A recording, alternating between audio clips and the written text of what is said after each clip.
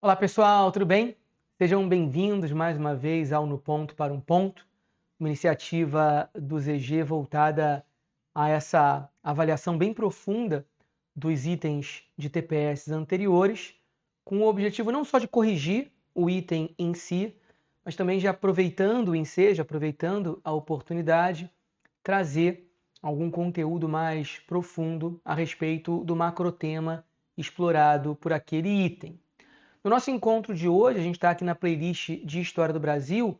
Nossa ideia é olhar especificamente para o item 2 da questão de número 43. A gente está olhando especificamente para o TPS de 2024. Vamos lá.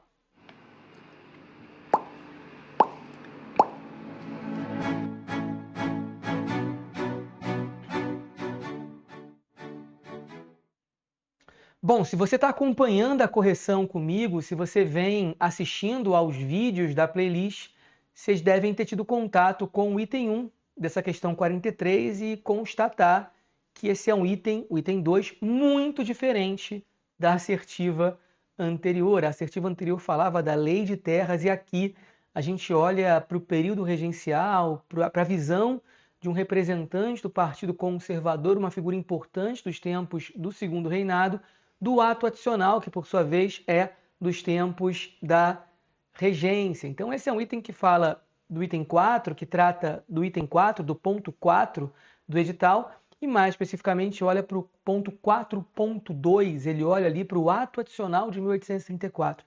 É importante frisar que lá no edital de História do Brasil, vocês têm um subitem que olha, que aponta para o ato adicional de 34. Então, se está se preparando para o CACD, não deixe de estudar bastante esse que é o ponto alto do avanço liberal nos tempos da regência. O ato adicional cai no TPS, o ato adicional eventualmente pode aparecer, como apareceu no concurso de 2026, na segunda fase também. Esse item, ele diz o seguinte: formulada por um membro do Partido Conservador, a ideia de que as vozes mesquinhas das localidades devia se sobrepor à voz da razão nacional ilustra a motivação das reações contrárias ao ato adicional de 1834. Esse item está correto e talvez alguns alunos, alguns candidatos tenham esse interesse, essa curiosidade em saber quem é o político, quem é o membro do Partido Conservador que externou essa ideia que aparece na assertiva. Trata-se de um dos arquitetos do regresso conservador ao lado do Bernardo Pereira de Vasconcelos, um nome muito importante para a história do Brasil, né, para o concurso de vocês, não só pela sua ação na política interna, quanto e principalmente pela sua conduta no exercício da política externa brasileira do Segundo Reinado. Eu me refiro a Paulino José Soares de Souza, que no ano de 1854, graças à sua contribuição para resolver ali a crise do subsistema platino no começo dos anos 50, ganha o título de Visconde do Uruguai. Reparem que a assertiva alude à razão nacional, à voz da razão nacional. E, de fato, olhando para a política interna, Paulino José Soares de Souza defende a razão nacional e, olhando para o exercício na política externa da diplomacia brasileira, ele também vai defender a razão nacional, a raison d'état, expressão consagrada pelo Richelieu no século XVII, né? A raison d'état. Então é um nome que tem um impacto muito grande para dentro e tem um impacto importante para fora também. Ele procura gerar coesão para dentro e, uma vez olhando para os vizinhos, busca afirmar, consolidar uma agenda de política externa brasileira, que seria uma agenda, na avaliação dele, justamente porque está preocupado com a raison d'état, seria uma agenda apartidária. E com base nessa assertiva que trata do Paulino José Soares de Souza, nesse item que está correto, que eu imagino que não tenha sido um item muito difícil para vocês, eu queria hoje olhar um pouquinho para essa trajetória do Paulino José Soares de Souza, uma trajetória que enfatiza essa ideia, essa defesa da razão nacional. Como eu disse, Paulino estava ao lado do Bernardo Pereira de Vasconcelos, nesse exercício de parar o carro da Revolução, parar o avanço liberal que tinha ido longe demais na visão de alguns liberais que cindem e vão formar o Partido da Ordem. Paulino José Soares de Souza, Bernardo Pereira de Vasconcelos estão lado a lado nesse momento ali de consubstanciação do Partido da Ordem.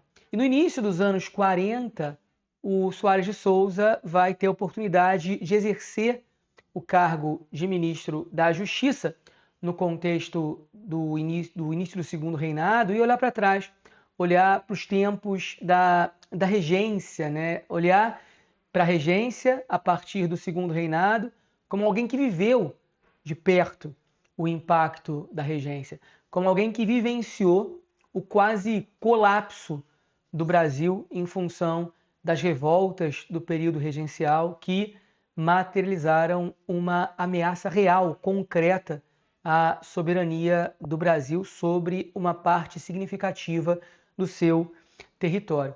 Então, Paulino José Soares de Souza olha para o ato adicional lá em 1834 e por mais que aquele ato tenha contribuído para a descentralização política, para o empoderamento das assembleias provinciais, por mais que ele tivesse ali essa pretensão de conceder maior liberdade aos brasileiros, o futuro Visconde do Uruguai vai entender que ele não gera essa liberdade. Pelo contrário, o ato adicional ele contribui muito mais para o fortalecimento das oligarquias locais. E ele acaba sendo o grande responsável na figura, na avaliação do Uruguai, ele acaba sendo o grande responsável pelo desdobramento daquelas revoltas que acontecem logo em seguida, revoltas sangrentas como a cabanagem ou a balaiada, por exemplo, movimentos que apareceram também na prova de segunda fase do CACD de 2026. Então, como ministro da Justiça, o Paulino José Soares de Souza endossa essa ideia de que o Estado deve pairar sobre a sociedade, ele vai defender esse poder central forte, entendendo que os interesses privados eles são muitas vezes irracionais, eles são guiados por paixões imediatistas, paixões egoístas. A razão nacional não. A razão nacional é racional. A razão nacional é voltada para o longo prazo, para a coesão, para a afirmação da soberania. E essa figura do Paulino, ministro da Justiça, certamente tem uma continuidade quando ele chega ao Ministério dos Negócios Estrangeiros. O Paulino passa por dois momentos, né, à frente do MNE, o momento mais importante ali no contexto da crise platina. Ele é ministro dos Negócios Estrangeiros entre 1849 e 1853. Olhando para fora, ele aplica a mesma lógica que aplicou quando olhava para dentro. A época da diplomacia do Império, fica muito evidente esse racionalismo, essa razão nacional, essa raison d'État. O Brasil deve falar ao mundo com uma voz única, firme, coesa, uma voz previsível. Deve falar com os seus pares, olhando ali para o direito internacional, para a regra, respeitando os tratados internacionais e com uma agenda de política externa muito bem definida. É um Brasil que deve olhar para os outros países livre de pressões que poderiam ser desencadeadas por representantes das elites regionais. A época da regência, a política externa brasileira se viu pressionada, por exemplo, pelos estancieiros do Rio Grande do Sul, pelos charqueadores do Rio Grande do Sul. O Brasil se vê pressionado por comerciantes no Rio de Janeiro, por cafeicultores no Rio de Janeiro. É importante que o Estado esteja acima dos interesses locais e livre das pressões das elites regionais. Para enfatizar esse racionalismo, essa racionalidade por trás do exercício da política externa, o Paulino José Soares de Souza é responsável, por exemplo, quando ministro dos Negócios Estrangeiros, pela modernização do Itamaraty. Né? O ministério deixa de ser um feudo ali, repleto de influências pessoais e passa a materializar mesmo esse corpo técnico do Estado, supostamente mais meritocrático. O foco está ali, a partir dessa reforma do Itamaraty, nos interesses do Estado de longo prazo e não na afirmação das relações interpessoais, a relação entre os representantes da elite daquele império. Então, na condição de ministro dos Negócios Estrangeiros, o Paulino defende a independência do Brasil em relação às potências, defende a independência e a autonomia do Brasil em relação às pressões locais, quando olhando para dentro, e defende que essa política externa seja pragmática e foque, enfatize apenas aquilo que é vital à sobrevivência, à afirmação, ao fortalecimento do Estado brasileiro. Para o Paulino, os pontos vitais são a integridade territorial e a segurança das fronteiras. Segurança das fronteiras que se vê ameaçada no contexto da crise platina, no início dos anos 50. Então, a crise no Prata, envolvendo o Rosas, envolvendo os blancos uruguaios que ameaçavam a livre navegação no Prata, ameaçavam também a integridade territorial do sul do Brasil. Essa crise platina foi uma ocasião na qual o Paulino José Soares de Souza aplica essa raison d'État, aplica essa razão nacional, tentando se impor nesses tempos de hegemonia do Rosas no subsistema platino, uma crise que tem o seu ápice ali entre 1851 e 1852, e o Brasil intervém junto com os colorados uruguaios, junto com elementos anti-rosas, aquilo que seria a Argentina. O Brasil vai interferir militar e diplomaticamente no subsistema platino contra Manuel Oribe, num primeiro momento, retirando os blancos do poder no Uruguai, e contra Juan Manuel Rosas, num segundo e derradeiro momento. O Brasil se apresenta ali como um ator político maduro na visão do Paulino José Soares de Souza, porque foi guiado